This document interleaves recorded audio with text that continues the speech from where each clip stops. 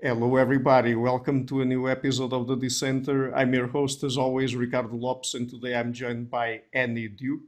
She's an author, speaker, and consultant in the decision making space. She's also a former professional poker player, and today we're going to talk about her latest book, Wit, The Power of Knowing When to Walk Away. So, Annie, welcome to the show. It's a pleasure to have you. Thank you for having me. Quitting, it's an interesting subject because many people out there, I guess, say things like, you should never quit. I never quit in my life. Particularly those sort of motivational speakers, sometimes gurus and people like that. So, before we get into quit, in fact, I would like to ask you about sort of the opposite, about grit. So, what Sure. is grit as a sort of psychological construct, and how is it opposed to wit? So grit is just essentially it's a temperament or a character trait where you are able to stick to things even when they're hard. So it's obviously pretty easy to stick to things that are easy. That wouldn't be gritty. But sticking to things through the ups and downs that come with really anything that's worthwhile is uh, is what we think of when we're talking about grit. And grit is a necessary characteristic to have in order to achieve success in this sense. In order to have been successful at something, and particularly um, anything that matters, then you will have had to have stuck to it, right? Just by definition, right? And in sticking to it, you will probably have gone through down times where it felt pretty dark and you weren't going to make it. And we can think about that with any type of like successful startup founder, right? Like if they've been successful, they will have stuck to it. They will have had grit through all the ups and downs. And, when the business didn't look like it was going to work and all sorts of pivots and things like that. So that, by the way, is a really important thing about grit. The issue is with grit that when we think about the downside of it, um, it's that first of all, what works in retrospect doesn't work prospectively. So it's true that in order to succeed at something, you will have had to stick with it, but that doesn't mean just stick to something and you'll succeed, because it's about sticking to the right things that will actually get you to achieve success. And so what ends up happening with grit, because we think of it as categorical, like perseverance is good, that it also, when you have that character trait, it also gets you to stick to things that aren't worthwhile, right? So what happens is, instead of thinking I want to stick to the things that are worthwhile even if they're hard, which is the great thing about having grit, we sort of take it way too far and we say just sort of kind of sticking to things is a virtue. And that's where quit comes in, because if you are doing something that isn't worthwhile, where the signals from the world are telling you that this isn't the right thing to be doing, we ought to want to exit it. Like in the simplest sense, like if you are playing a sport and you get a concussion, walk off the field, please. You don't want to stick it out in that case. Mhm. But we're not very good at that, partly because we sort of like we put grit on a pedestal, and quitting is like in the dungeon. Yeah. So, if I understand it correctly, quitting and having grit are not necessarily mutually exclusive Oh no, not at all. when it comes to success, right? Yeah, so they're not only not mutually exclusive, but they're necessary for each other. And the reason is that essentially, and by the way, I just want to say, Angela Duckworth says this. I think that people just didn't really pay attention when she said it. So she wrote the great book Grit. I really recommend it. People should go buy it. It's an excellent book. But what she says is it's grit, the power of passion and perseverance. So what she's saying is you have to find something that you're passionate about that's worthwhile. So essentially explore a whole bunch of stuff, quit most of it in order to stick to the thing that really is going to get you success. So you can't be successful unless you're really good at quitting.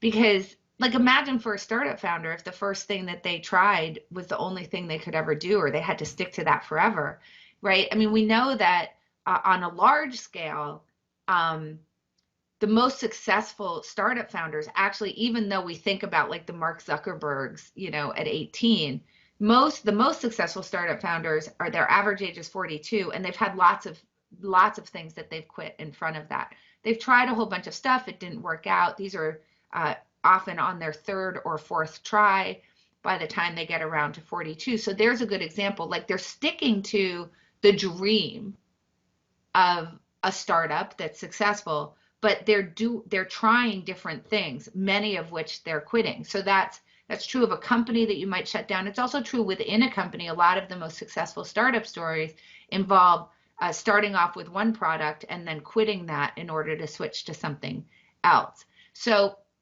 success is really a combination of exploring lots and lots of opportunities, figuring out the opportunity that you're betting is going to be the best one for you to pursue, quitting the rest of those, and then sticking to that opportunity unless the world tells you it isn't worthwhile anymore and there's something else that you could be doing that would be better, and then quit that and switch to it. And that's where you see this real success coming from, is a combination of the two.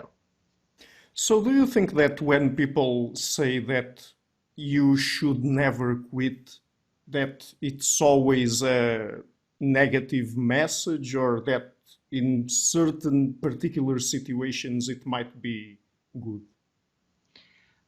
So look, people quote the Churchill a lot, never, ever, ever, ever, ever, ever, ever, whatever, give up. But they forget the other part, which is except for matters of honor and something else. I can't remember exactly, but it was except in matters of honor and something else.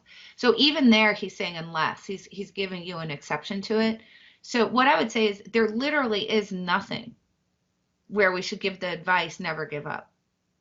Nothing.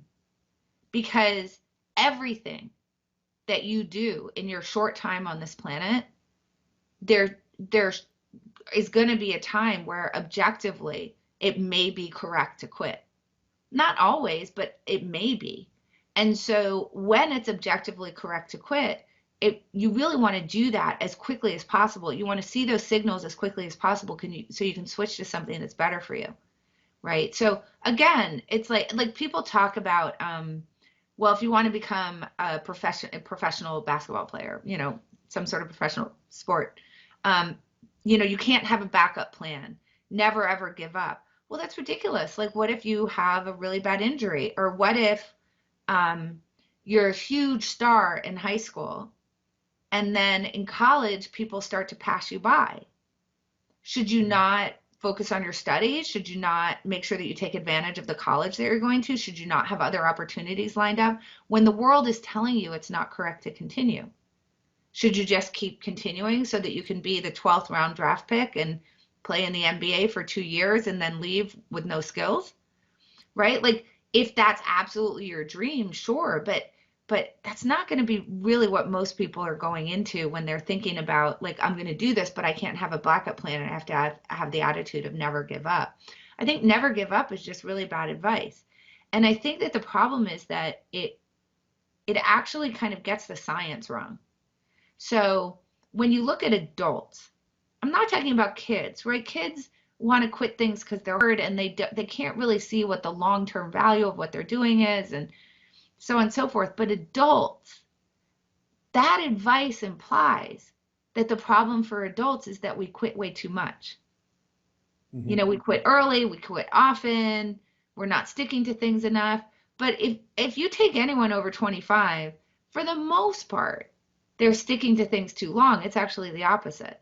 And the science is just very clear on this. There's just a lot of cognitive biases that bias us against quitting. And like Angela Duckworth's work is done on kids, right? You need kids to be gritty, right? They have to be able to stick to it. They have to get through the hard classes so that they can get their high school degree, so on and so forth. Like, they need to actually develop that as a character trait.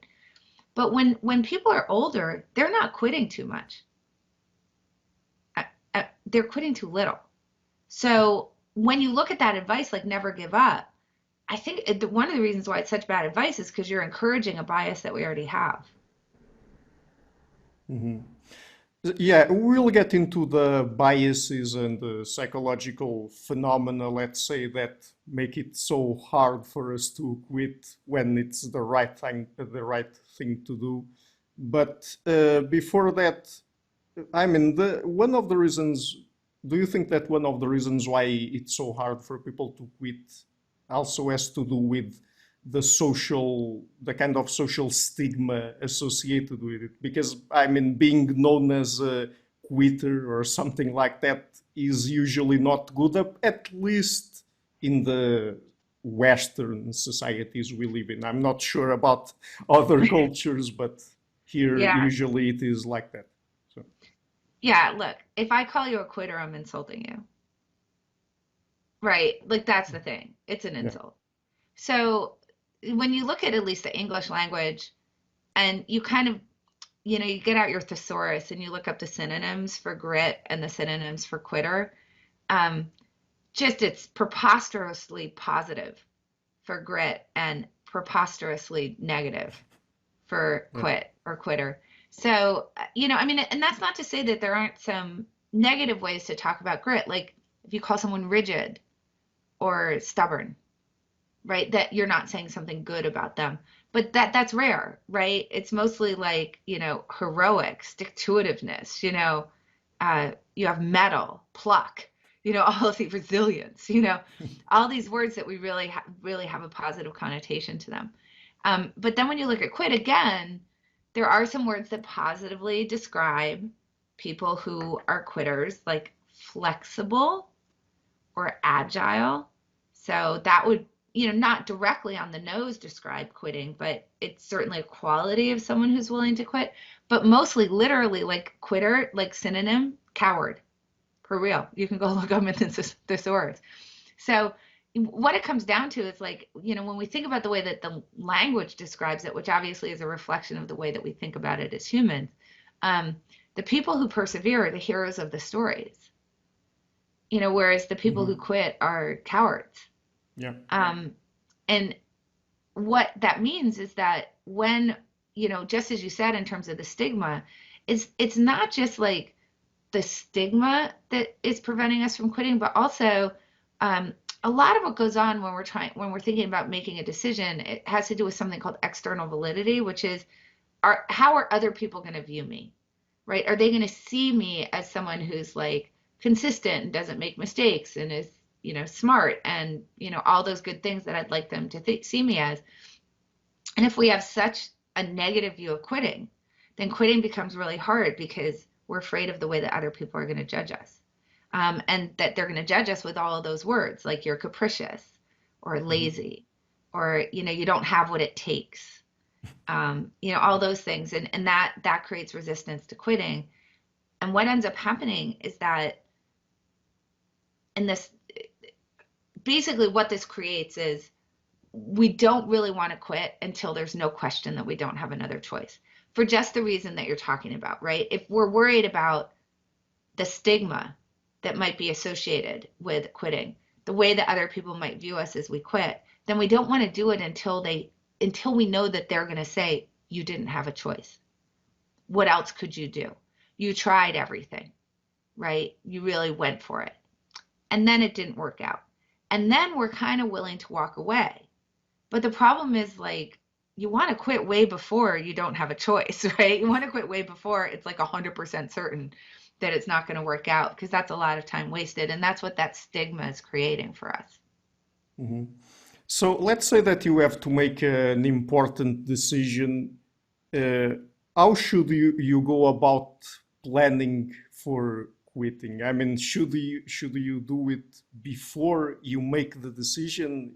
Does it make it easier to do it when the right time arrives or not? Yeah. So look, I think we all share the intuition that once I start something, a Hmm. job, a relationship, a project, a company, uh, some sport that I'm trying, I'm start going up a mountain, start a marathon, whatever it might be, that uh, after the fact, when the world tells me, when I see the signals that things aren't going as I'd hoped, that I'll walk away. and we've all had that feeling of like, oh, if I knew then what I knew now, I wouldn't have started it. Hmm. But the thing is that even when we have that thought, we don't stop it, right? Even though we said, I wouldn't have started it if I knew this stuff now, but then even though we know this stuff now, we don't stop, right? So that intuition is just wrong, right? So we think that, well, we're going to start something and then in the middle of it, like when I hurt myself in the middle of a race, or the environment at work becomes kind of toxic, or this relationship isn't really fulfilling, or whatever it is, that obviously we're going to walk away. And the fact is that we don't. So I think one of the most important things for people to understand is don't trust yourself to react in a rational way to signals that would tell you that you signals, if you knew them in advance, you wouldn't have started. But Hmm. then when you see them in the moment, it's called being in the decision, right? When you're actually facing down that choice of, am I going to walk away and have to face like all that stigma and the way that people are going to think about me? And that's the moment that I go from like, maybe I could turn it around to, no, I'm a failure. Don't trust yourself to be able to do that. It's really important because the science says no. So, exactly as you said, this is like a thing where you really want to think ahead, right? You want to sort of plan out, um, what are the I'm going to start this thing, but what are the circumstances under which I would quit? Like the Churchill quote, right? Like, Hmm. except for matters of honor. Um, so, and this is something I call kill criteria. So basically, the deal is this: when you start something, ideally, when you make a decision to start something, you would think ahead and say, let me imagine that this is not going well. What are the things that I might see? What are the signals that I might get that would tell me that this is not going well? And then commit to what you're going to do about those signals. Now, again, people might think that's like a distinction without a difference. Like, what's the difference, right? If after I've started, I'm going to see those signals, what's the difference between thinking about that in advance, writing those down, and committing to it? Isn't that kind of the same thing? And it turns out, like, no, in no way, shape, or form is that the same thing. It's incredibly helpful to think ahead. So if you can do that when you start something, that's kind of obviously the best time to do it. Um, but you can do it at any time. So as an example, like Ricardo, let's say we can do, like, let's say you're thinking about quitting your job, right? And I imagine like most people under those, like, I'm sure you've been in this situation in the past, right? Yeah, sure. Yeah. And let me ask you something actually.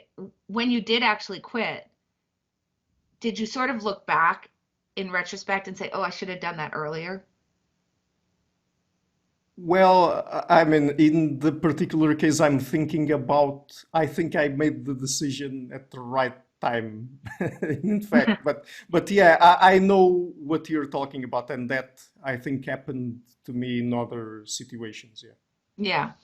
So, and part of that has to do with like we want to get all this certainty around the decision. Hmm.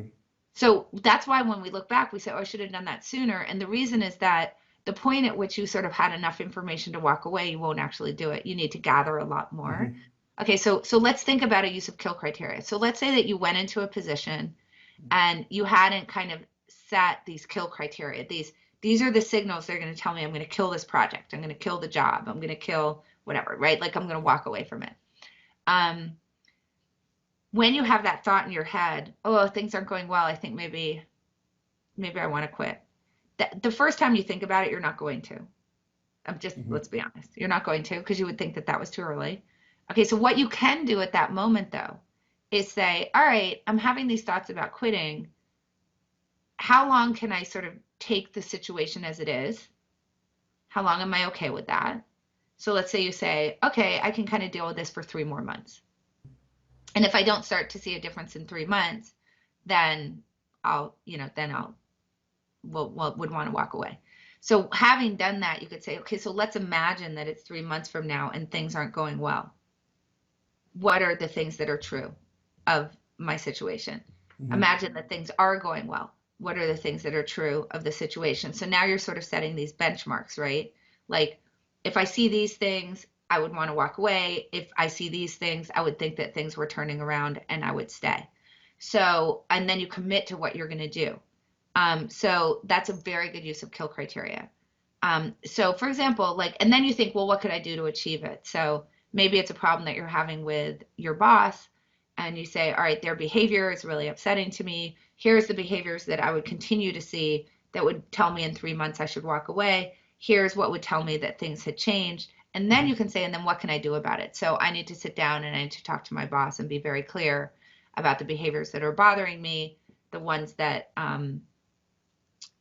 what I'd love to see in terms of a change in our relationship.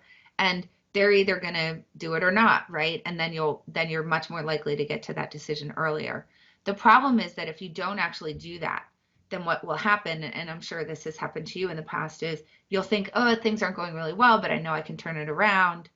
And then you'll kind of go on for a few more months, and then you'll think things aren't still going well, but I know I can turn it around. And then you go on for until the Yeah. situation is so intolerable that you're using all your sick days in order to go, avoid going into work, which is not a situation you want to get into. So you can set these kinds of kill criteria at any time. You can set it at the outset, and then you can kind of do these reevaluation points, which I recommend because circumstances change. And it's just saying, like, I'm going to pursue this unless, like, I'm gonna stick to this unless. So it's a little bit like, instead of never ever ever ever give up, right? Never quit. It's well, I have no intention of quitting unless. And then just ask yourself, what are those unlesses, and that will help you to be better at that decision making.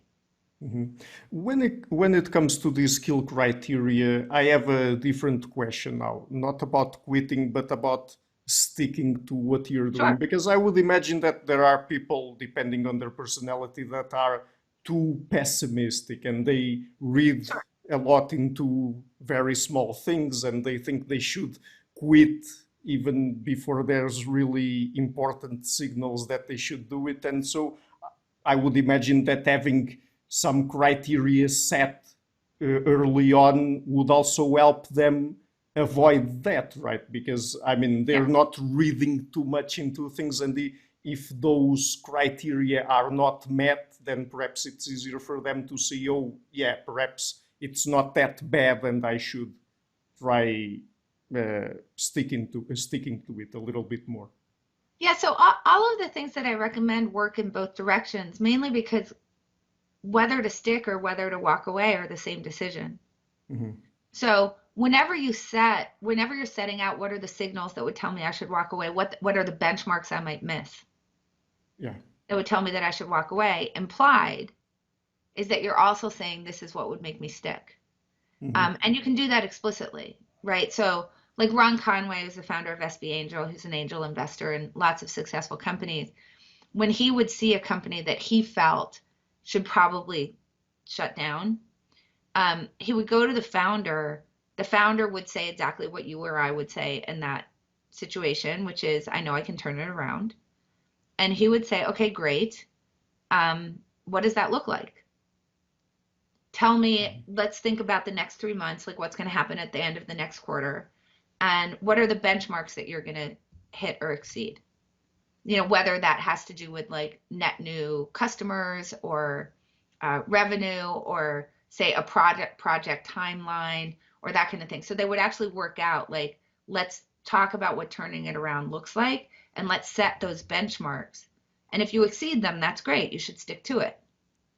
Hmm. And if you don't hit them, then that would cause you to walk away. So notice those are kill criteria, but they work in both directions. And I think exactly what you're saying is so important, is that whether it's a decision about sticking or quitting, in the moment we're going to be pretty bad at it, Yeah.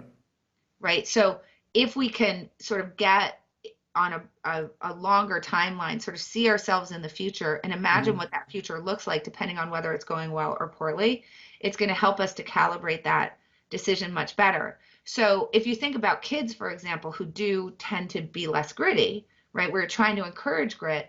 A lot of the problem is that they're just mad because they had a bad day on the football field, right? Or they were really having trouble because they went up a level in their musical instrument and they can't figure out, whatever. So they sound, all of a sudden they can't play the piece and they want to stop.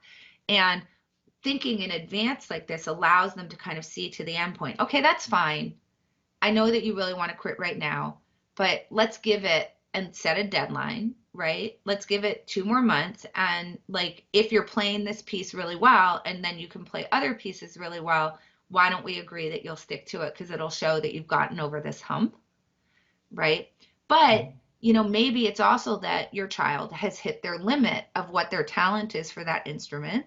And you say, but if it's still not going well and you're trying your best, and I'm talking to your teacher and they say you're really working on it, and you've sort of reached the limit of what you can do with this instrument, let's think about what could you do with the time instead. And I don't mean video games. I mean, do you want to switch to another instrument? Do you want to go do a sport? Do you want to, and then you're teaching them a valuable lesson, right? Which is sometimes you don't know in the moment. So let's get on a longer time horizon. Let's think about what are the things that might tell you that you should continue or not. But also to the really where we started the conversation, you're teaching them what grit really is, which is not stick to something that isn't working for you blindly. It's think about what the broader goal is, in this case, like enrichment or making sure that you're doing something active, either with your brain or with your body, and you want to be doing things with intention, and that's really what it means to be gritty. So I'm not telling you that you can quit, say the whatever the piano, with no intention of going and doing anything else. Like you're just going to sit on the couch. It's we're going to think ahead, figure out what's going to tell us that this isn't the right instrument for you, and then we're going to figure out what you're going to switch to in advance. Yeah, you've already talked about that, in fact, but I think that one of the big issues for people has to do with the timing. Because if people think that for some reason they have quit too soon, then that usually plagues them and they ruminate on it quite a lot, even sometimes throughout their entire lives. What if I've done that? What if this? What if that? So, and I mean, are there really is there really an objective way of knowing when is the right time to quit and you're not quitting too soon? Because I think that's what people worry the most about, not quitting. I mean, quitting too late as well, but perhaps they don't care that much about it No, because they don't care too much about that. it's easier to justify sticking Yeah. to things for longer, I guess. Well, okay, so here's I just want to point out a couple of interesting things about the question, because there's some Okay. things that are implied in the question. So I agree with you. The what ifs are really hard. Yeah. And that's a lot of what stops us from quitting. Hmm. But I think what's interesting is that we don't feel those same what ifs about the other things that we're giving up. So this is something that I think is really realized, is that for anything that we're doing, there's opportunity costs involved. Hmm. So if I have a job, a full-time job, Yeah. that is time that I cannot spend in all other jobs that are possible for me. But what's interesting is that when we're plagued by that regret, that what if, when we quit, it's only about the thing that we happen to have started. It's not about, it's not like when we stay in our job, we're thinking, but what if I were going and doing something else, right? Like that doesn't really bother us very much. It's if you switch, you're worried about that what if. So you want to kind of know how it's going to turn out.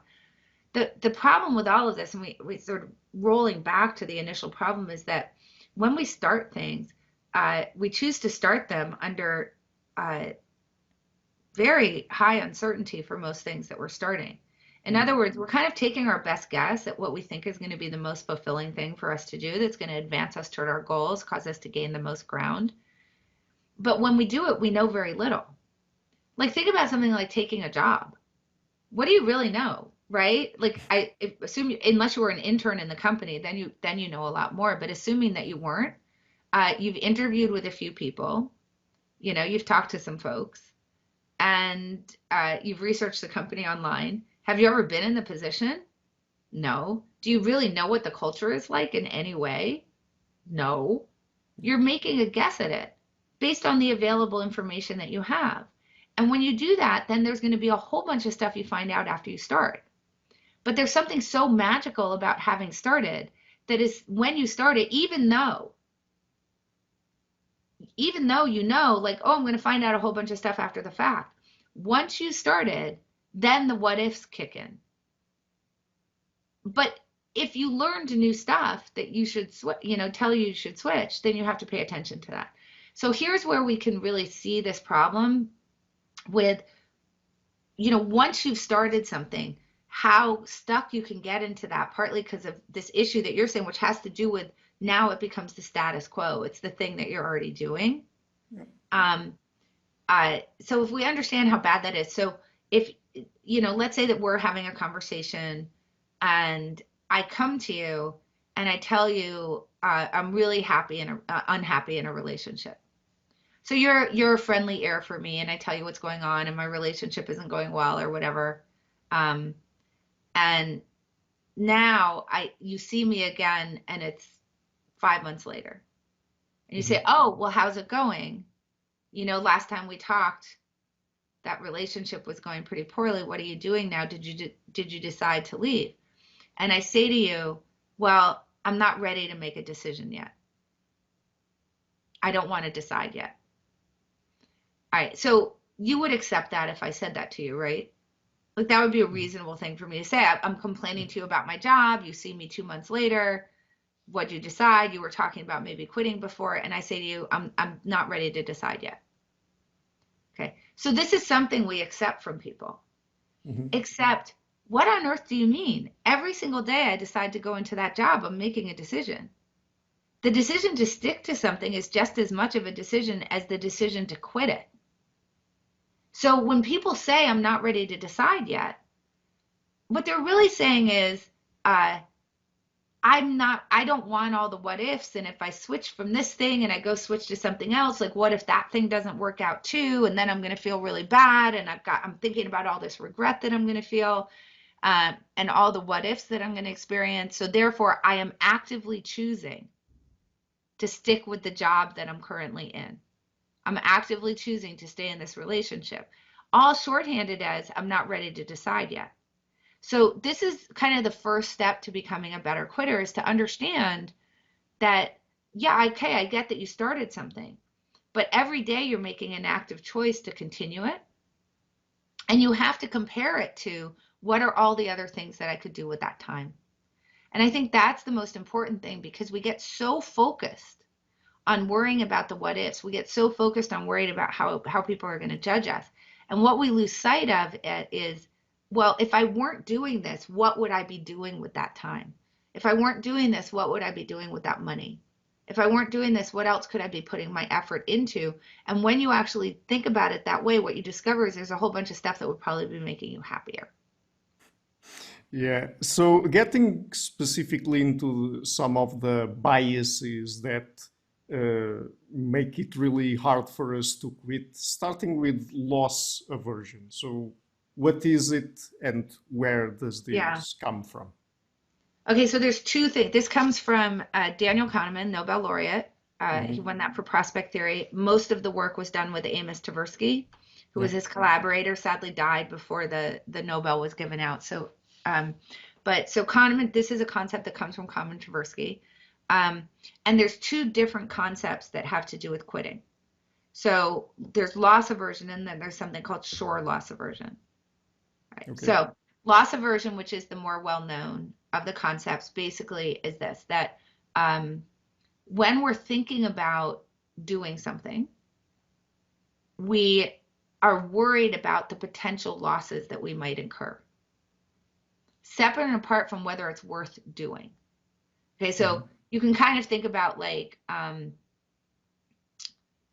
we'll choose an investment that will neither win nor lose very much over an investment that has a really high return on investment, but carries with it a larger chance of a loss.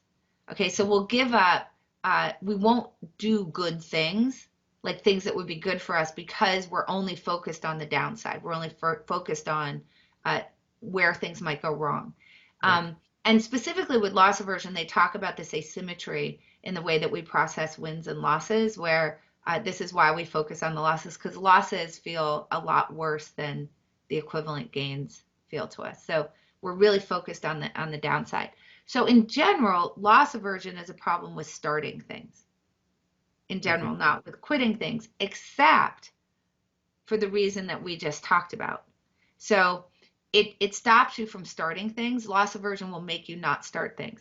But now let's think about what we just talked about. If you're already in a job that you hate and you're thinking about quitting and taking another job, now that would be starting. You're quitting one thing to start another. And what ends up happening, and you can tell me if you've ever heard this, is so you'll see someone who's miserable in their job and you'll say, well, why aren't you quitting? And they'll say to you, well, because if I take another job, what if that one doesn't work out? Yeah. Right. So you hear that all the time from people, right? All the time. Yeah. All the time. And it's like, wait a minute, the thing you're doing is already not working out. That's certain. The job you take might not work out, but it might work out some of the time. And certainly it's going to work out more of the time than the thing you're already doing, which you know is not going to work out. Okay. So what's going on there? Because that's weird, right? Hmm. That's loss aversion, being recruited, because that's, do I want to quit this to start a new job? And so loss aversion prevents us from starting the new thing, right? So it kind of keeps us stuck on the path that we're already on, because we tolerate the losses from things we've already started better. Okay, so that's loss aversion. So now let's think about sure loss aversion, which is a little bit different. Okay. So remember, loss aversion stops us from starting things, which can make it hard to quit, because when we quit, we have to start something new. So we don't like to start new things, right? Okay.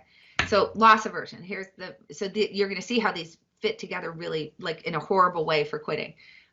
So sure loss aversion is basically this. Once you've started something, you sometimes start to accumulate loss. So let's think about, in the most literal sense of the word, you buy a stock. So you buy it at 50, and it's now trading at 40. Hmm. So you own the stock, and on paper, you're carrying a $40 loss. On paper. Yeah. Sorry, excuse me, let me say it again. On paper, you're carrying a $10 loss. So you bought it at 50, it's trading at 40. On paper, you're carrying a $10 loss. Sure loss aversion says you're not going to want to sell that, which is a form of quitting, right? You're not going to want to sell that, because if you sell it, this potential loss, the loss on paper, will turn into a sure loss, right? So that is when you're just saying, I'm not going to recover this with this stock.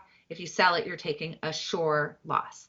Okay, so that's sure loss aversion. We don't like to do that. We don't like that moment of going from failing to having failed. That is not a moment we like. So, as an example, because losses are not just about, like, actual losses, but it's a cognitive phenomenon. If I'm 300 feet from the summit of Everest, I'm 300 feet short of my goal. So in that sense, I'm in the losses. Okay, so that's in the losses means I haven't lost yet, but I've got this loss on paper, right? So I know it's weird because you've climbed 29,000 feet, but cognitively, we're losing because we aren't at the goal. So we're not going to want to stop that, because then we surely will not make it, right? That is when it is sure. So that's sure loss aversion. The way that Richard Thaler, who's also a Nobel laureate, talks about it, he said, we do not like to close mental accounts in the losses. So when we start something, we open up a mental account in the same way that I would open up a line on my ledger for a stock, right? If I start up Everest, I now have a mental account for that. Okay. And as long as I'm short of the goal, that account is in the losses. So I'm not going to want to quit until I get to the summit. So, and you've heard of summit fever, right? So we can see where that type of thing is coming from. So now let's think about how these two things fit together, because it's bad. Okay. So I'm in a job, I'm miserable. Okay, that means it's going badly. I don't want to quit it, because that's when I know I go from it's going badly and it seems to be failing to I have failed. So that's sure loss aversion. So I don't want to quit it. I also don't want to quit it because it means starting something new. And I'm loss averse. I'm worried about the losses that I'm, maybe that new job is going to go poorly. So now we put those things together, and it's just like, how do we ever quit anything? Yeah. It's yeah, and it's complicated. It's complicated. I mean, we were going to talk about the other biases, but just to say that, I mean, it's understandable looking at the way our psychology works, that people fall easily for these things because it's really hard intuitively to get around them, right? Yes. Yeah, I mean, I think this is I'll give you an example that I think is pretty good. Like we have to understand like these things are they're so strong that they act like kind of like visual illusions. Hmm. So I can show you a visual illusion and then I can explain it to you. Right. There's a really good one going around on the internet right now where it's a black and white photo that has colored lines across it.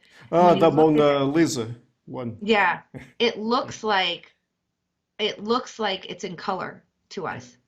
Now, when you zoom in on it, you can see it's black and white, and there are Hmm. just these colored stripes across it. Yeah. Um, so now you can see, okay, my visual system is tricking me, and it really is a black and white photo. But now when you zoom back out, you see it in color. Yeah. This stuff is like that, right? Like I can show you the bias, right? I can say, look, you're 300 feet from the summit of Everest. You're going to feel like you're failing, even though you've climbed 29,000 feet. You're not going to want to quit because quitting would mean sure loss aversion. It would mean that you've actually failed. You're not going to want to close that account in the losses. And I can tell you all that, and you can go, yeah, yeah, yeah, that totally makes sense. But then when you're 300 feet from the summit of Everest, you're going to feel like a failure. Yeah.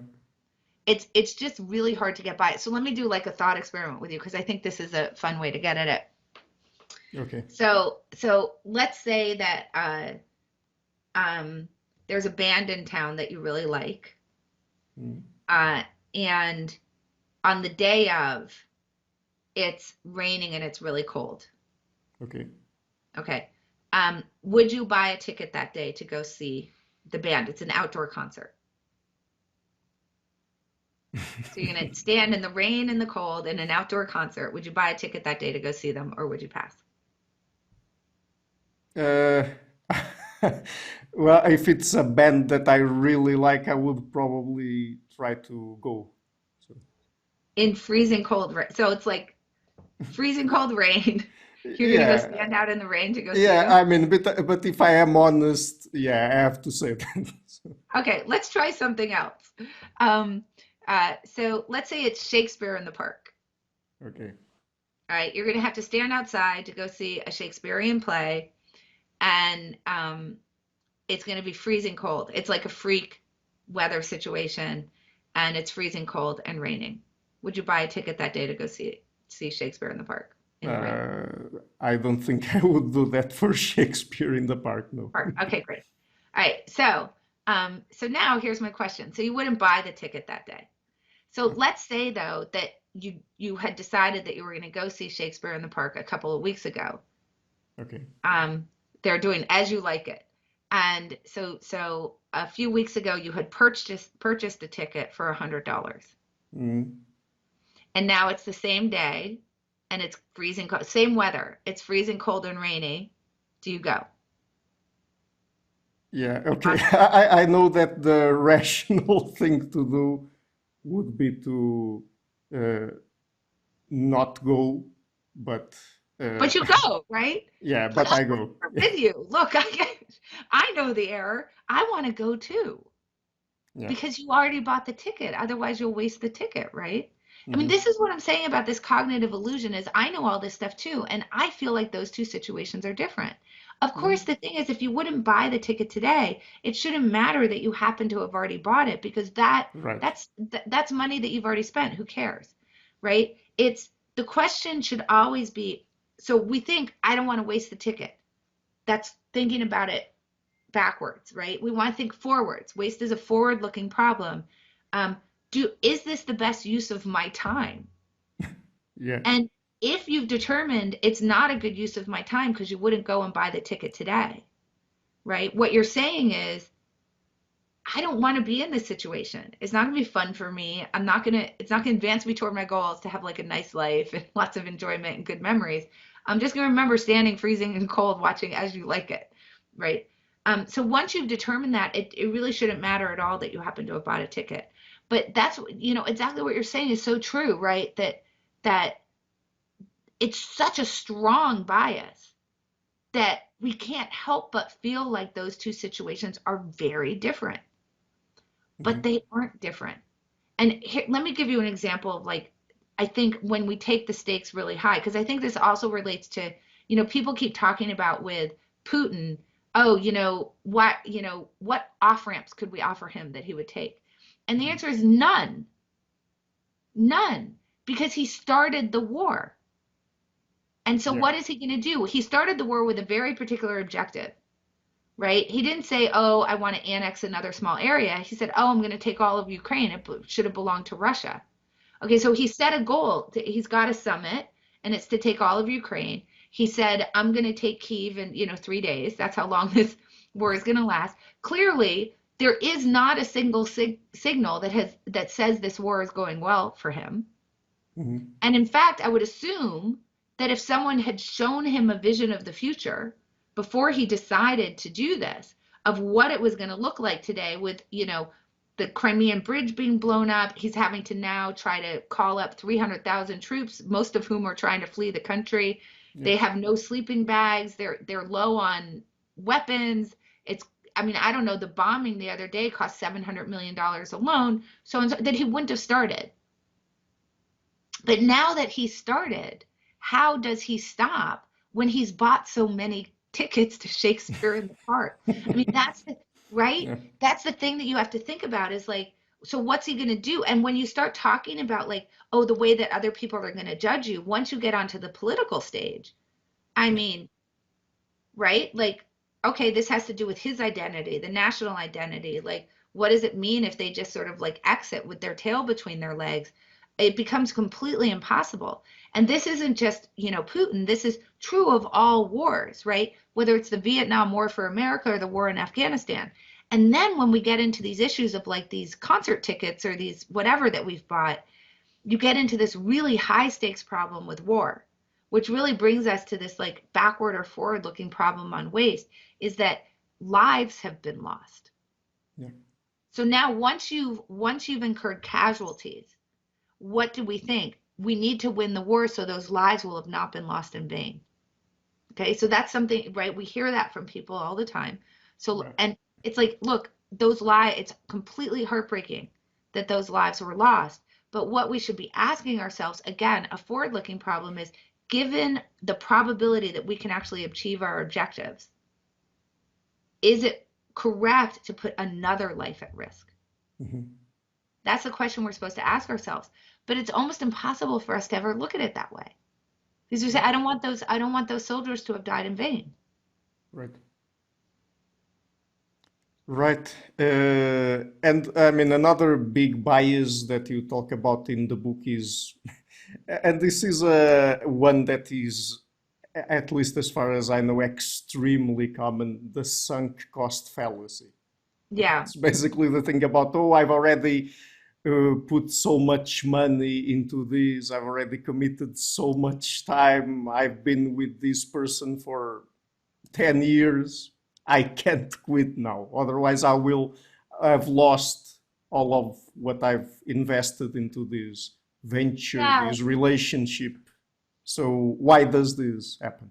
Yeah, so that's exactly what we've been talking about, right? Is the cost that we've already incurred, we take into account in deciding whether to continue forward and spend more. Yeah. Um, and essentially, in again, it has to do with like that. It's a fear of waste, which we think about as a backward looking problem. I've been in this relationship for 10 years. If I leave now, that means I'll have wasted my time. And Mhm. it's like, okay, but what if you waste 10 more years? Or Right? even one single year, right? It's still one Exactly. more year. So, How about another week? yeah. Right? I mean, look, life is really short. We have a very limited time on this planet, and these sunk cost issues really cause us to stick with things that just aren't working for us. And the problem is that they build up. So let's say that you're 6 months into a relationship and it's not going well, and you say, "Well, but I've already put 6 months into it. I don't want to have wasted that time." And so now you get to a year and it's not working out, and but now you've put a year in.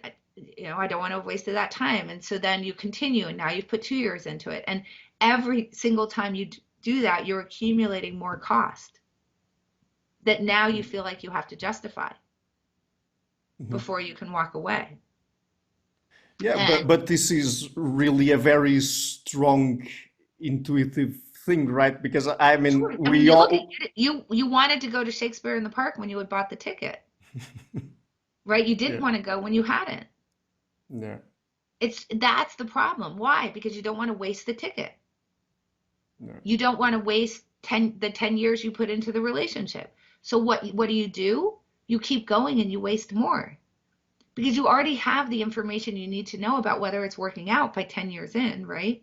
I assume you've tried therapy and whatever, right? Like you already know it's not going to be good going forward, but you keep going and because justified by the fact that you've already put so much time into it. We see this in investment all the time, right? Someone buys a stock and the stock goes down and it's a stock that they wouldn't buy today. That's the question, right? They mhm, wouldn't buy it today. Why do they hold it? Because they've got $10 that they've lost that they want to get yeah, back. So how can you get it back? Well, you got to stick to it and hope you can turn it around.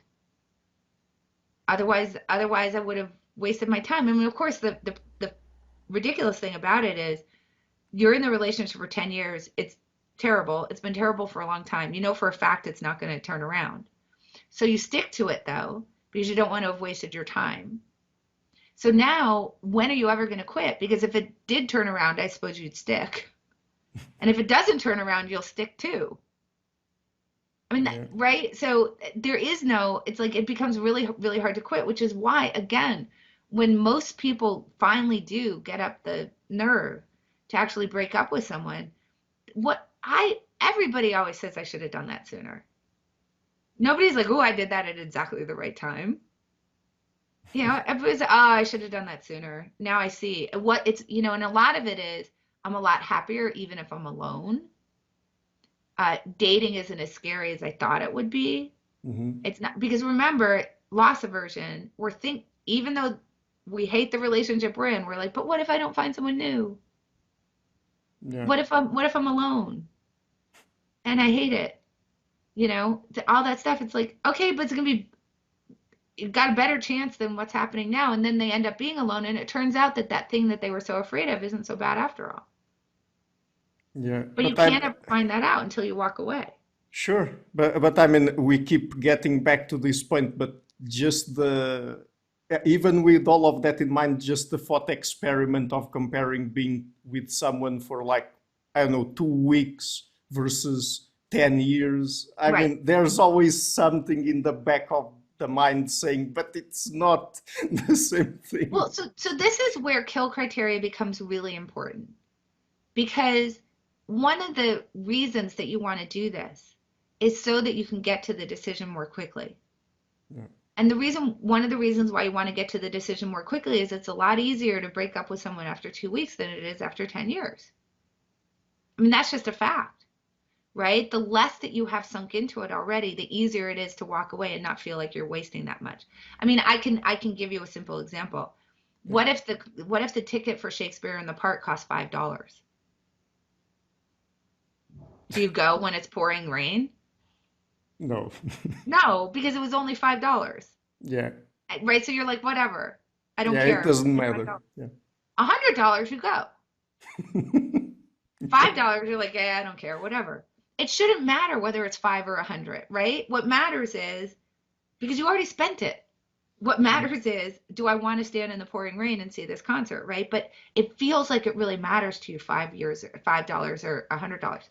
So one of the things that kill criteria does is it helps you to reduce those costs. Yeah.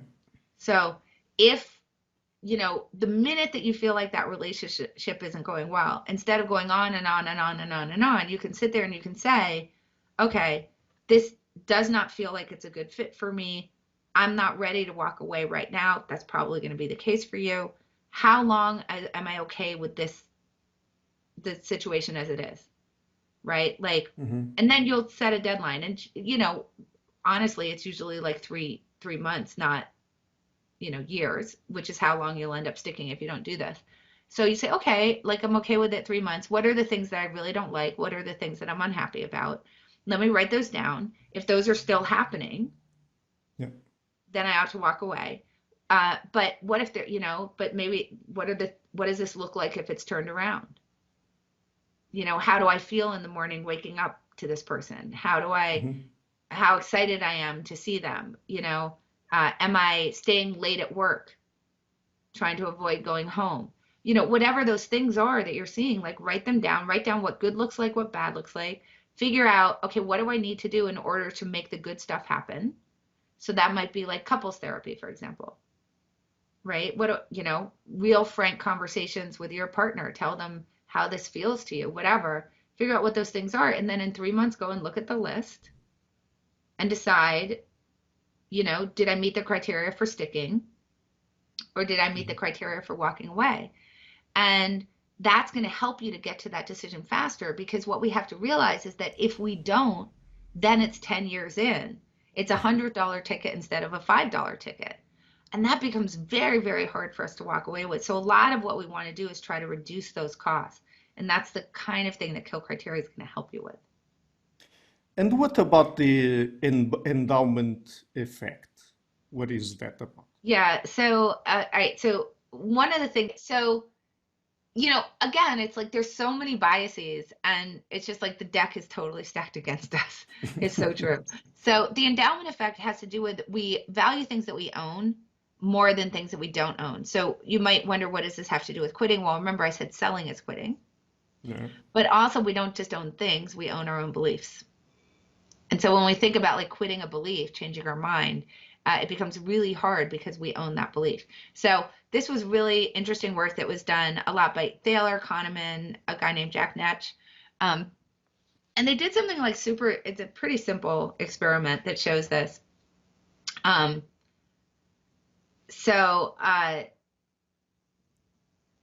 This is what they did. So there was an experiment where, I'm sorry, I got distracted. No worries. Take your time. Okay, so here's the very, very simple experiment. They had people come in and like they were filling out a questionnaire, so that was sort of the setup.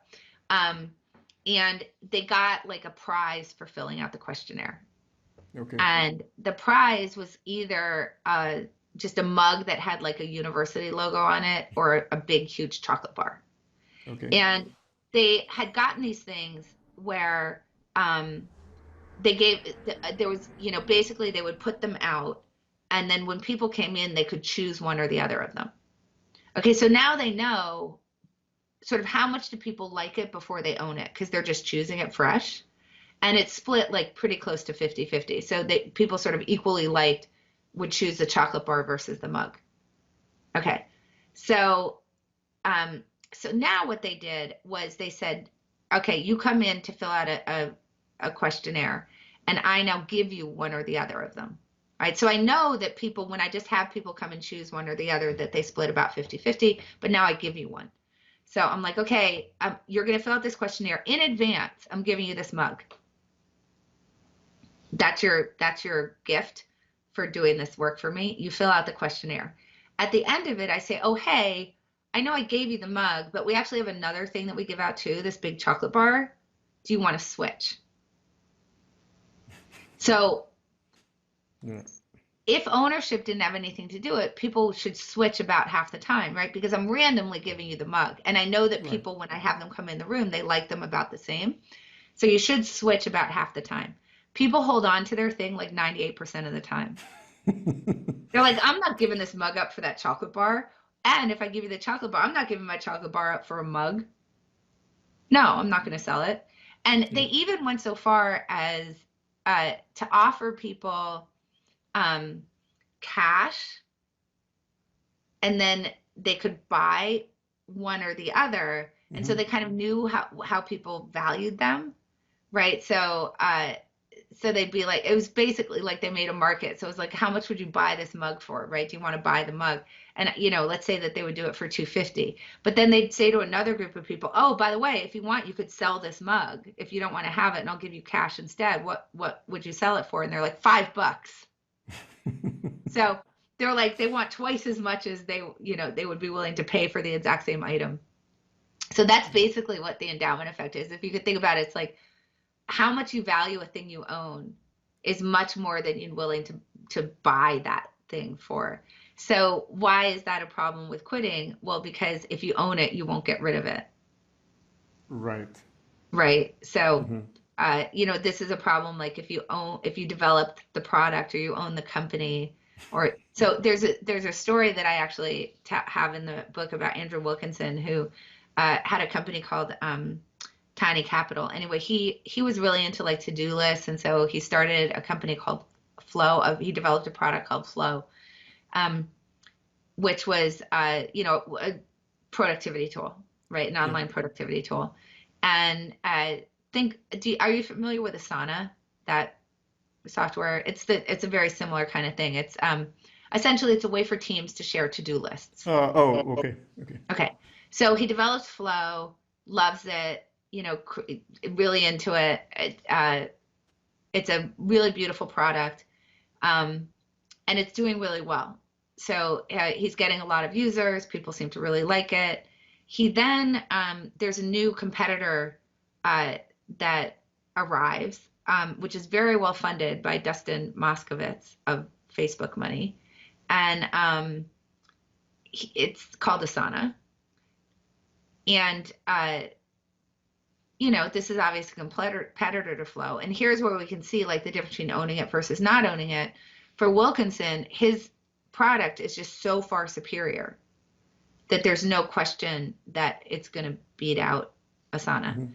And so at some point, actually, Dustin Moskovitz had lunch with him. Dustin thought he was saying, hey, we should really think about a way to work together, like let's merge. What he heard was Dustin saying, we're really well funded, and so we're going to beat you. And he was like, no, no, no.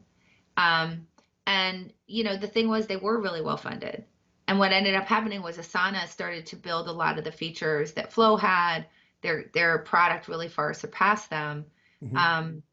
And Andrew Wilkinson just kept putting his own money into his product as it was totally flailing, until eventually he had 11 million into it.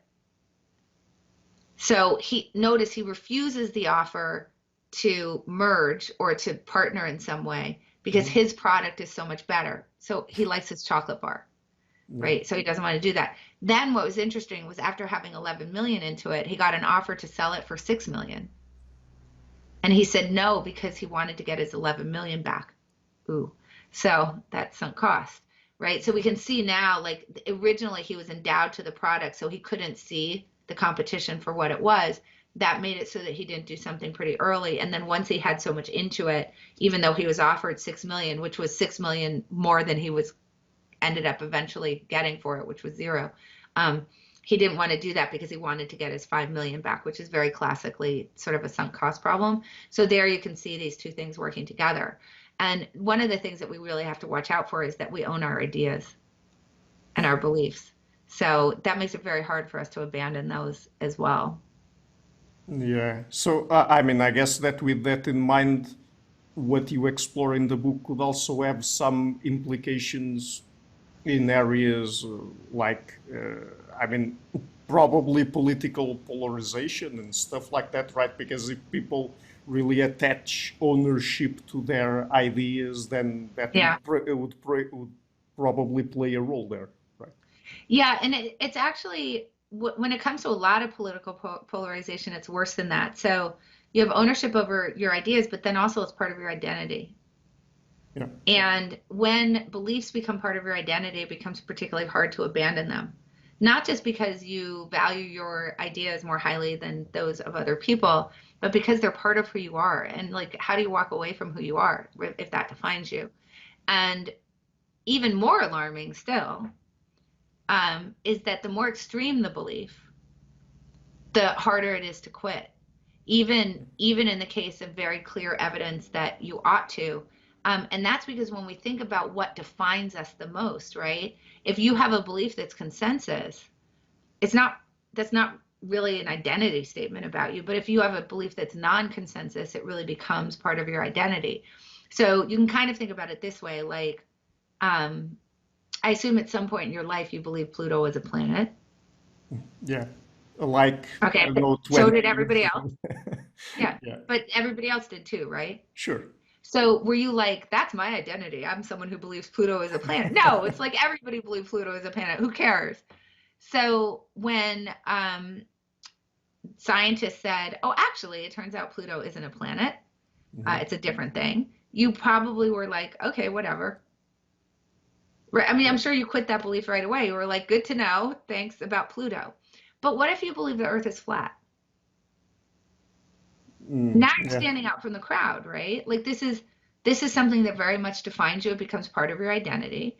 So when I now try to present you with a whole bunch of evidence that the earth is not flat, so I can show you the curvature, because they'll say there's no curve because, they're looking with their naked eye. But then I can show you, right? There are experiments that you can do which show if you line up two things at different points on it won't actually line up and hit right. Like if you have a laser, it will go because of the curvature of the earth.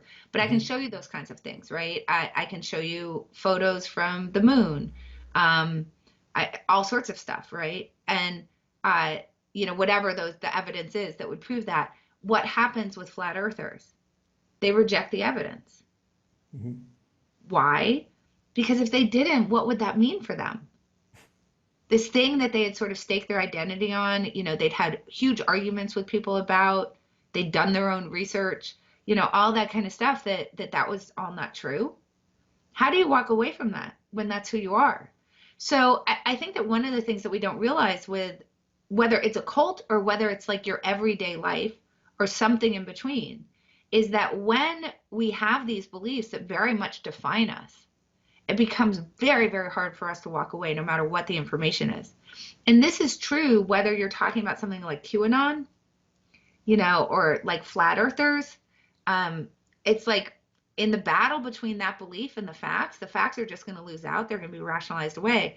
But it's also true, like in cases where you would think that people would be pretty rational about it, particularly because the incentives are correct for them to be so. So John Bashirs and Katie Milkman did a really interesting study where they just looked at stock analysts and their Yeah. predictions about for earnings forecasts.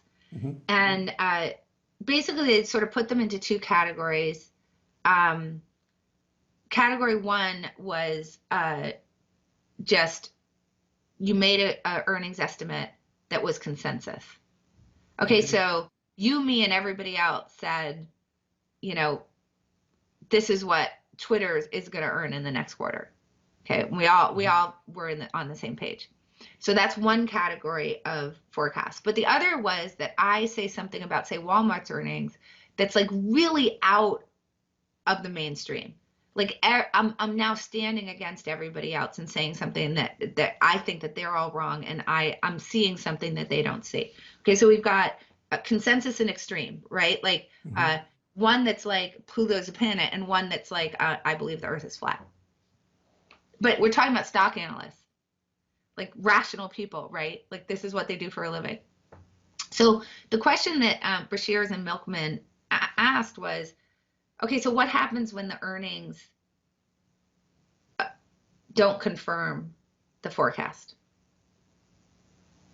So what happens when you see the actual earnings? So they made a forecast, you see the actual earnings, and the forecast was way off.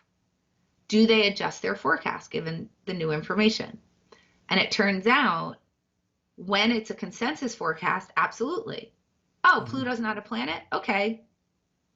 But when it's a non-consensus, when it's in the extreme, they Yeah. do not update. They double down. They escalate their commitment to that forecast. By the way, to financial harm to them because they get rewarded for accuracy, right? But what they double down on that forecast. Why? They own it and it's part of their identity.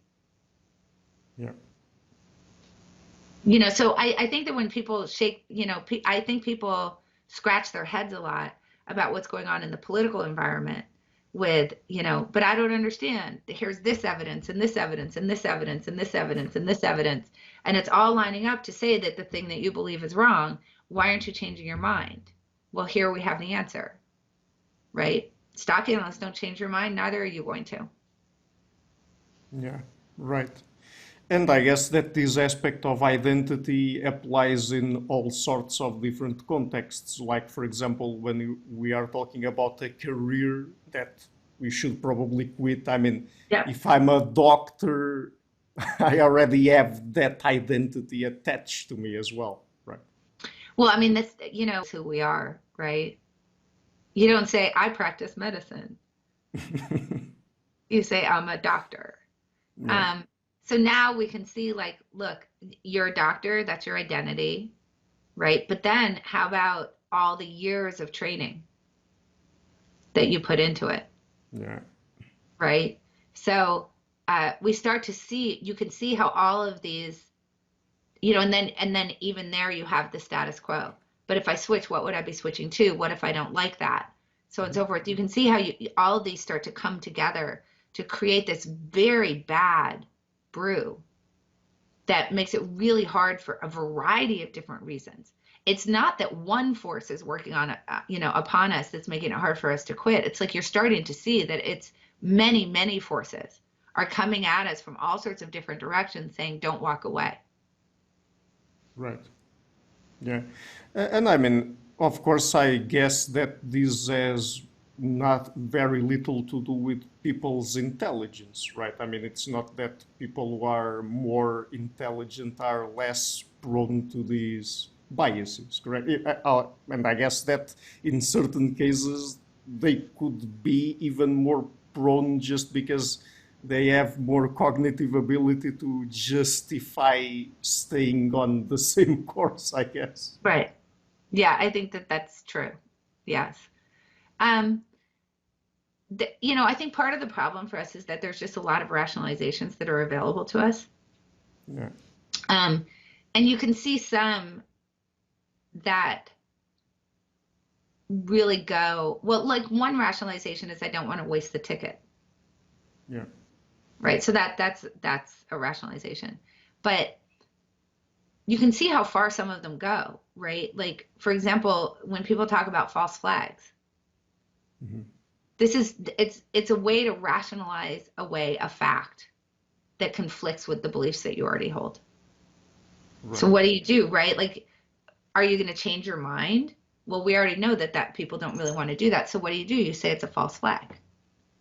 And now, boom, it's like you just get to wipe it away, and maintain your beliefs. So, and as you point out, it's like being smart is not going to help you with this because smart people are really good at rationalizing things to fit their own beliefs. We know that, right? So it's not about smartness. It's about like how open-minded are you?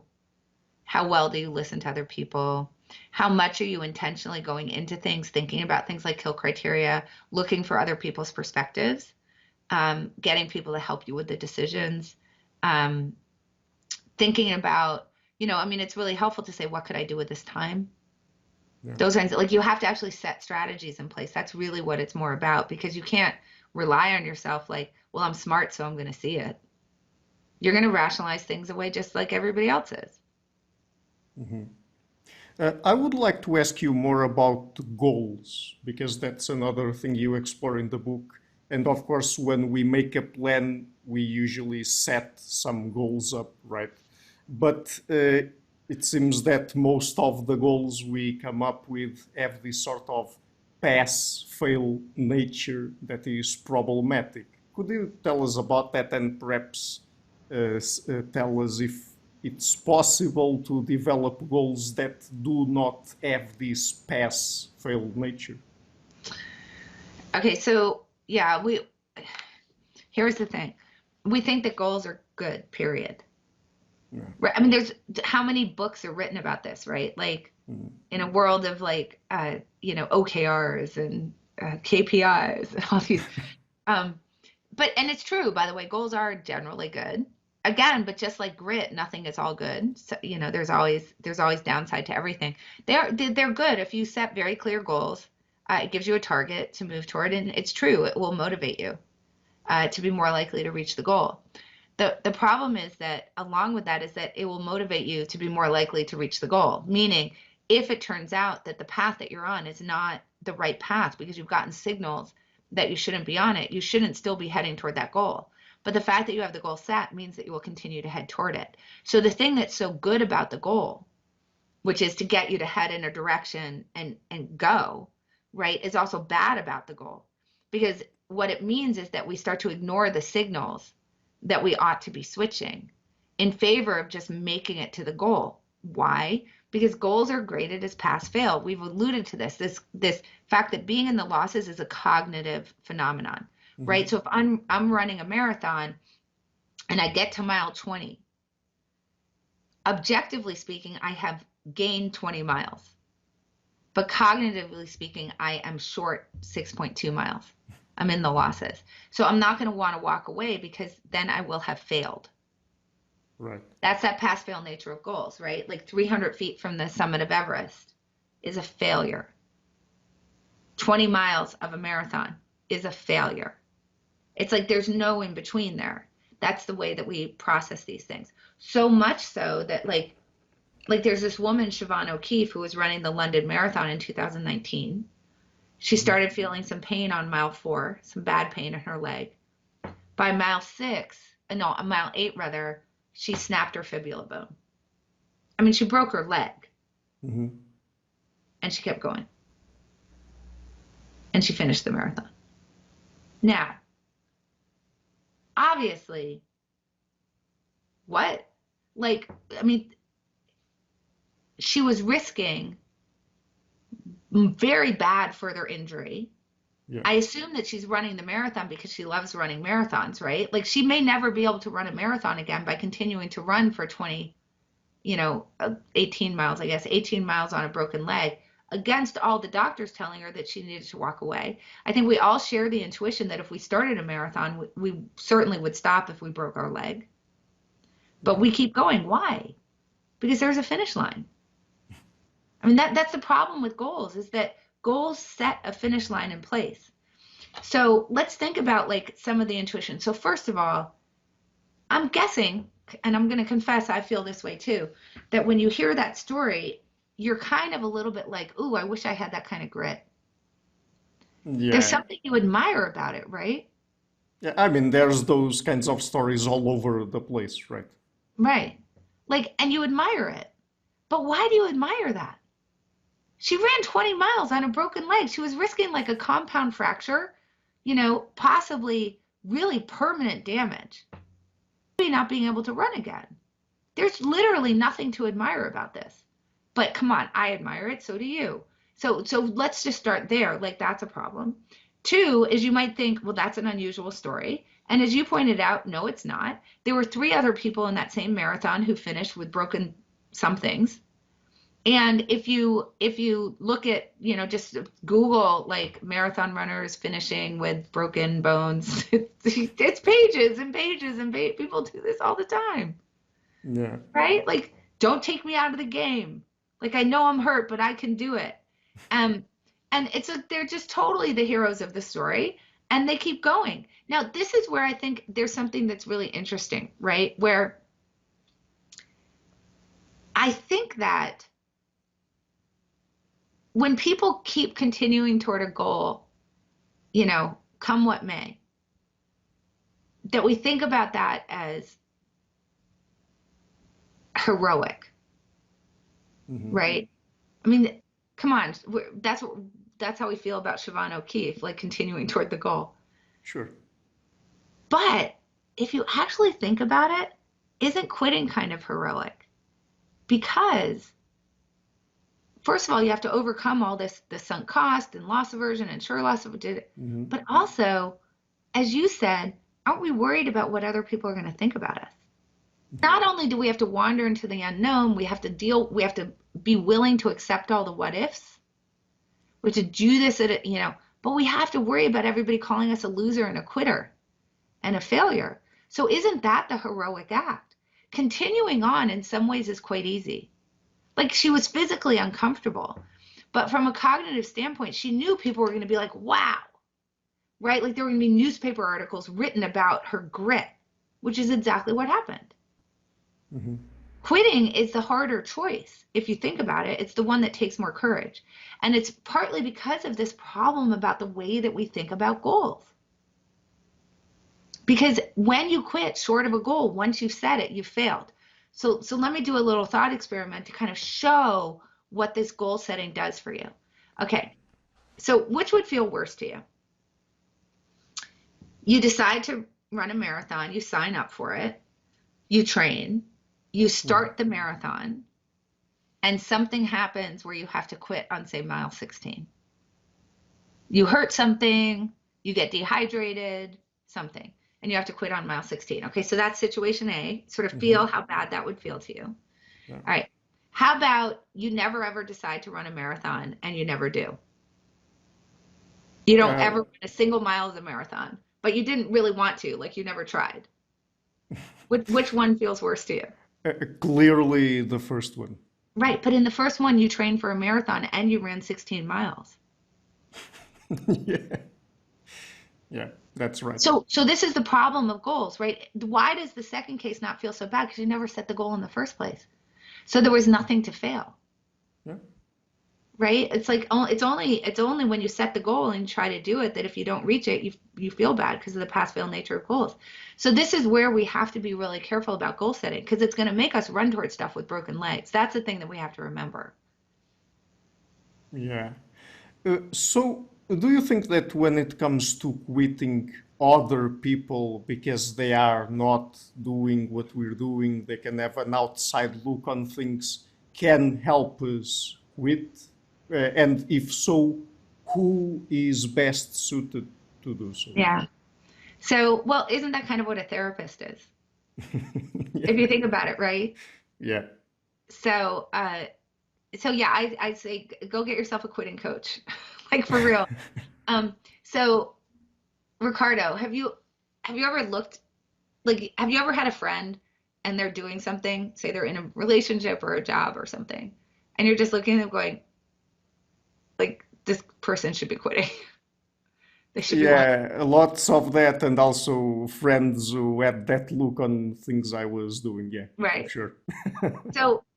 So all that says is like you can see that better in other people than you can see it in yourself, right? So if that's the case and you can see it better in other people than you can see it in yourself, go get those other people. Get them to help you. So what makes that type of relationship really helpful? The main thing is permission. Because here's the problem without permission. So your friend is like, oh, I'm really unhappy in this relationship. I'm really thinking about leaving. And you're in your head, you're like, totally, you should totally leave. But do you really say that out loud without permission? No, because what if they stay? And Yeah. then they know that you were like, yeah, no, that person's really a bad match for you, right? And then they stay in the relationship and it's like, oh, I really shouldn't have said anything, right? Nobody wants to say that. Um, and also the other thing is that a lot of times we want to be a cheerleader. So when someone's like in a job that they hate and they're saying, but I know I can turn it around, you don't want to be the one who's like, no, you really can't turn it around. It's not going well for you. You should really quit. You want to be like, yeah, I know you can turn it around, right? Like we all want to be cheerleaders, and we also sometimes don't want to say things for fear that they actually stick to it. So we keep our mouth shut. We tell them what we think they want to hear. So as somebody who's really looking for advice, it's on you to say, I really need you to tell me the truth here. Like, I promise you, I'm not going to be upset. I know that you're going to be able to see what I can't see. And I am giving you permission to tell me the thing that you think is really hard for me to hear, because I know that's what's best for me in the long run. Okay, so that has to happen. So that's thing number one, which it's a little bit like less about who's the right person, but you giving permission to that person and then understanding that that person will actually follow through, right? So that's kind of what you have to do, is this giving and getting of permission. The second thing is you have to have someone who has your best interest at heart, long-term best interest at heart. They actually have to care that things work out well for you. which is really important. And then you need someone who, depending on what you're asking about, has enough experience to be able to, kind of in the way a parent is saying to their child, I know this is bad today, but if you stick to it, it will be good, because they can sort of look ahead better than you can to see what those are actually going to look like. You want someone for a lot of things who has enough expertise, who's seen it enough times to be able to give you good advice. So if it's a relationship, you know, a friend who really cares about you and has your long-term best interest at heart is going to be somebody perfectly good to go to, or a therapist, right? But if you're thinking about, should I continue to develop this product at my startup, you probably just don't want to go talk to your friend. You want to go find a mentor. Maybe it's someone who's invested in your company, who's seen lots and lots and lots of companies, or somebody else who has been in the startup for a long time, or whatever it might be, like someone who has been there, done that, has experience, kind of understands the arc of the way that things work out. If not just for the fact that if you're going to sit down and set kill criteria with them, they're going to have a lot of good advice about what's possible, right? What the benchmarks are that you would actually need to hit in order to feel like you could continue. They're going to understand that better than you are, and that's going to be really helpful. So when it's something that requires some experience and someone who's done the thing that you're asking about, make sure that you get that person. You don't ask your random friend. Yeah. I don't know if you agree with this or not, but wouldn't it be better to have someone be who is a little bit more on the disagreeable end of things? That is, she cares about you, but not so much as to. I mean, she cares about you, but she doesn't care about hurting your feelings if necessary. Well, Because I yeah, mean, so I actually, sometimes that gets in the way of telling people what you should tell them, right? yeah. So what is it? I titled the chapter, Find Somebody Who Loves You But doesn't care about hurt feelings in the moment. Yeah. So, so that's actually the title of the chapter. Um, well, I think the title is Find Someone Who Loves You But Doesn't Care About Your Feelings, I think. And what I mean by that is like in the short run. So that's kind of what I was saying about giving and getting permission, is that you have to give permission to the person, but they also have to be willing to do it. Mm-hmm. So that's the key. So they have to be okay with hurting your feelings in the moment, understanding that that's going to help you in the long run. So they can't care so much about hurt feelings in the moment. And if you're going to think about Ocean, disagreeableness would be a good trait for this, because they're going to be more likely to be willing to tell you what you don't want to hear. Yeah.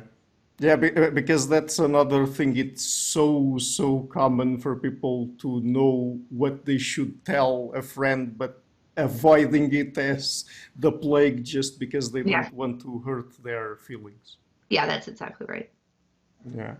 So, I mean, just for this last part of the interview, uh, how did this book come about? Because you are a former poker player. So, how does this all tie to gambling and specifically Oh, poker? well, I mean, it's funny because it's people have asked me what's the reason that I wrote the book, and I'm like, I have no idea. Like, because I don't. Um, I can make up lots of stories about why it is. I mean, the reason I wrote the book is because I became obsessed with the topic. That's why. But I think that they're looking for some sort of connection to other things. Okay. I will tell you that in the process of writing the book, I was thinking about quitting as it relates to poker. Mm, Um, and essentially in poker you do have there's a few different ways that you have options to quit. The first is very simply you can fold a hand. yeah. So folding is quitting, right? Like I started the hand, I don't want to play it anymore, I'm now going to quit it and I'm going to fold. Obviously you can also just get up from a table, so that's not so true in a tournament, but in a cash game you can leave at any time, voluntary. uh, And then, as I did, you can actually just quit the game. So, but let's worry about that later. So here's the thing about this option that you have to fold is that if I were to think about, I mean, for real, what is the big distinction between great players and merely good ones, or like great players and amateurs? It's great players are much better at quitting by a lot. They do it a lot more, and they can overcome a lot of these biases that make it really hard for you to actually walk away from things. So let's just start with a stat. In Texas Hold'em, say it's a 9-handed game, you get dealt 2 cards to start. Amateurs will play about over 50% of those 2 card starting combinations. Expert players will play somewhere between 15 and 25% of those. So here you can see them folding a lot more. I'm just quitting right away before I've got anything into it. So they just understand like what's a hand that's worthwhile sticking with and what's not. Yeah. Now, once you get into the hand, you start to get into these issues about sunk cost. You start to get money into it. Mm-hmm. You own the decision to have played it and to do all the things that you've done, like raising or not raising or calling or not calling. So that's accumulating all of this debris. You can also just have this fear of looking like an idiot, right? Like, so if you raise a hand because you think it's really good and then somebody else raises you back, it can be embarrassing to fold. Right? Because like, oh, I thought I had a really good hand, but then I didn't. And so people will sometimes stick in those situations just because they're worried about how other people at the table are going to judge them. Right? So, but what you'll hear from amateurs all the time are things like, I had too much money in the pot to fold. Well, okay, that's a great statement. I already bought the ticket. I gotta go to Shakespeare in the Park now. Right. Yeah. So again, I had too much money in the pot to fold doesn't make any sense because that money is already in the pot. What matters is this hand good enough to continue playing? Should I continue to bet more money on the hand? And they justify betting more money on the hand in a situation where an expert would never do that because of the amount of money that they already have in the pot. Experts don't think that way. They don't care how much money they have in the pot. They care whether it's worthwhile, whether the math justifies continuing going forward. And so they fold in the middle of a hand a lot more as well than the amateur. So this is a really important piece of the puzzle for expert players. And when we think about the broader category of like game theory, this would go under loss cutting, cutting your losses, which is a big part of game theory. And frankly, expert players are just much better at cutting their losses because they think about the game in a way that makes them less subject to things like sunk cost fallacy. Yeah.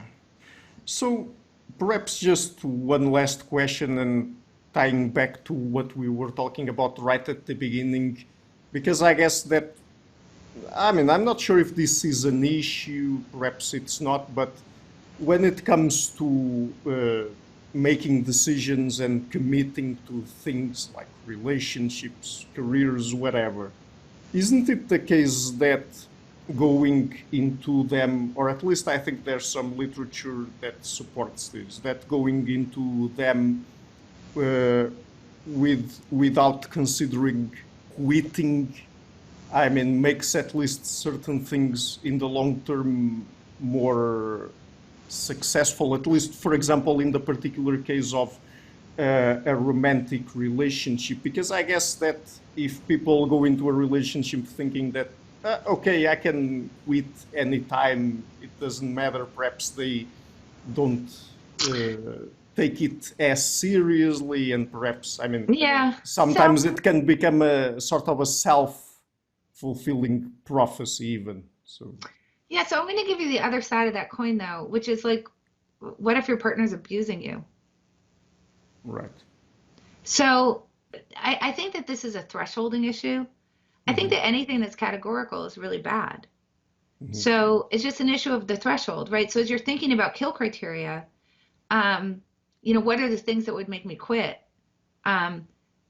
They should be higher for certain things than others. It should be harder. You can make it harder to quit for certain things than others. So it's like my partner, leaves the cap off the toothpaste. That should not be a kill criteria. Yeah. Right? But I have spent months staying late at work, doing overtime, not wanting to come home. That should be a signal that you should do something about it. Should you quit right then? Depends, right? Like maybe that's a signal, because kill criteria can just trigger an action. I need to go find out more information. So I've now found that I'm just staying late at work, right? Not wanting to be home. This is clearly not what I signed up for. So now I need to get more information, which is, can this change? So I'm going to offer up couples therapy to my partner. Mm-hmm. I'm going to see what happens if I leave on time and really put in the effort. But how long am I willing to do that? Right? That's the question. So I think that this has to do with, there are things where you say, I won't quit unless, and the list is smaller and much more impactful. Right? So there's other things like, I'm going to start a TV show unless I find myself looking at Twitter in the first 15 minutes. Right? Like, that's just, who cares? So you have very, very low criteria for switching, right? And then maybe somebody tells you, no, no, no, I promise you, give it the first 3 episodes and it will be better. So you say, I'm going to watch the first 3 episodes. And then if I still don't like it, I'll quit. So that's pretty simple, right? Mm-hmm. With a relationship, sure, it should be, I'm going to go into this relationship assuming, saying I don't have the option to quit unless I start to get abused, either emotionally or physically. I find myself incredibly unhappy. All of a sudden I'm scrolling Hinge. Like, what, whatever, like, you figure out what those are, but of course the bar should be very high. It also depends on your level of commitment. The bar for, not going out on a second date with someone should be pretty low. The bar for getting divorced should be pretty high. So it's a matter of degree. And I think the problem is we can only think about it as one thing or the other. Either we give ourselves the option to quit or we have to stick to it forever. No, it's like, there's nothing you should say, I have to stick to this no matter what. It's just the things that would cause you to walk away, they're fewer and far between in higher stakes. Mm-hmm. Yeah, anyway, I guess that trying to figure out a sweet spot, it's complicated, right? Well, that's why therapists are really helpful, right? Like, again, find someone who's an expert because they're going to help you from the outside looking in, see what that sweet spot is. Yeah. Right. So they can say, oh, come on, really? Like the cap on the toothpaste? Stop with yourself. Right. And they'll help you find what that sweet spot is. And a lot of it has to do with what your values are. Yeah. Right. So how much do you value being married to the same person for your whole life? At least some of it is subjective. Right. It's almost all subjective. One of the things that I say to people is like, you could play the piano and be terrible about it, and it would be not correct for you to quit because even though you're terrible at it, you love it and you enjoy it. And so you're not going to get more enjoyment from doing something else than playing the piano poorly. I don't really care. That's an issue for you, right? For all of these things, it has to do with what are your goals? What are the things that you value? What are you willing to cost yourself in order to get there? Because whenever we're pursuing something, we're costing ourselves the ability to do other things. Mm-hmm. And we may just be costing ourselves, like if you're training for a marathon, you're costing yourself time with your family, you're costing yourself your own physical comfort, right? Also, so that's up to you. Those are your values. That's subjective. I would never tell you yes or no, because that has to do with you, right? So, and I think that that's something that's really, really important, is that nobody can tell you what's correct for you. So I can, from the outside looking in, say, man, Ricardo really stinks at the piano. I think he should quit. But your values may not be the same as mine. I'm assuming that you value being really good at it, which you may not, right? Like you may love skiing and just be kind of terrible at it, but you love it. Okay, then you should keep skiing. I don't care. It's a matter just of being thoughtful about, is it actually achieving what you want to achieve? Is it actually helping you to get to your goals? Is it making you happy? And if it's not making you happy, is there something else you could be doing with your time that makes you happier? And if you tell me, no, I just love going down the mountain and I'm awful and I fall, but I love it, then I'll be like, okay, keep doing it. I don't care. Okay, great. So the book is again Quit, The Power of Knowing When to Walk Away. I will be leaving a link to it in the description box of this interview. Just before we go, would you like to tell people where they can find you on the internet? Well, you can go to annieduke.com. That's a good place to find me. There's a contact form there. I do try to respond to everybody. I'm bad at it. I try, but I don't always. Things get lost in my email sometimes. You can find me on Twitter at Annie Duke, and on LinkedIn, and all the social media places. Um, and then you can also, if people would go to the Alliance for Decision Education, that's a nonprofit that I co-founded that is trying to bring the kinds of education and the skills that we're talking about here around decision making in general into K through 12 education in the US. We think it's a really valuable cause, very, very important what we're doing. And so I hope people will go and look at that and hopefully support us. Great. So, Annie, thank you so much again for taking the time to come on the show. And I really loved the book, so I hope it Well, thank sells you. well. Well, thank you very much. I appreciate the support. Okay, so let me. Hi guys, thank you for watching this interview until the end. If you like what I'm doing and to keep the channel sustainable, please consider supporting me on Patreon or PayPal. All of the links are in the description box of this interview. Otherwise, and if you like what I'm doing, please share it, leave a like and hit the subscription button. This show is brought to you by Enlights, Learning and Development Done Differently. Check the website at enlights.com. I would also like to give a huge thank you to my main patrons and PayPal supporters, Karen Litska and Blanchett Perga Larson, Lau Guerrero, Francis Ford, Hans Frederick Sunder, Ricardo Vladimiro, Craig Healy, Adam Castle, Olaf Alex, Jonathan Wiesel, Jacob Klinkby, Matthew Whittingbird, Arno Wolf, Tim Hollis, Henry Kalenia, John Connors, Paulina Barron, Philip Force Connolly, Jerry Mueller, Herbert Gintis, Rutger Voss, Wo Weingard, Rebecca Newberger, Goldstein, Dan Demetrio, Robert Windiger, Rui Narcio, Arthur Coe, Zup, Marco Neves, Colin Holbrook, Susan Pinker, Bernardo Seixas, Pablo Santurbano, Simon Columbus, Jorge Espinha, Phil Kavanagh, Corey Clark, Mark Blythe, Roberto Enguanzo, Michael Stormir, Eric Neumann, Samuel Andreev, Tiago Nunes, Bernardini, Alexander Dunbauer, Fergal Cusson, Ivan Bodrenko, Paul Herzog, Don Ross, Jonathan Librant, Haslem Bullet, Nathan Nguyen, Stanton T., Samuel Correa, Eric Hines, Mark Smith, J.W. João Eira, Tom Hummel, David Sloan Wilson, Yacila Deja Araújo, Romain Roach, Dmitry Grigoriev, Diego Antonio Correa, Tom Roth, Yannick Punter, Adana Rusmani, Charlotte Bliss, Nicole Barbaro, Adam Hunt, Pavel Ostazewski, Nelek Bach, Catherine and Patrick Tobin, Al Ortiz, Guy Madison, Gary G. Hellman, João Linhares, Lida Cosmides, Saima Afzal, Adrian Yegi, Nick Golden, Paulo Tolentino, João Barbosa, Jules Price, Edward Hall, Edin Bronner, Franca Bortolotti, Gabriel Pons Cortez, Ursula Litzke, Dennis Cook, Scott, Zachary Fish, Tim Duffy, Todd Shackelford, Sunny Smith, and John Wiseman. My producers Cesar Webb, Jim Frank, Lucas Stafiniak, Luis Caetano, Tom Wagner, Curtis Dixon, João Linhares, Benedict Mueller, Vega Guidi, Sardus Francis, Thomas Trumbull, and Nuno Welder, and my executive producers Michel Rugieski, Rosie, James Pratt, Matthew Lavender, Sergio Codriano, and Bogdan Kanivets. Thank you for all.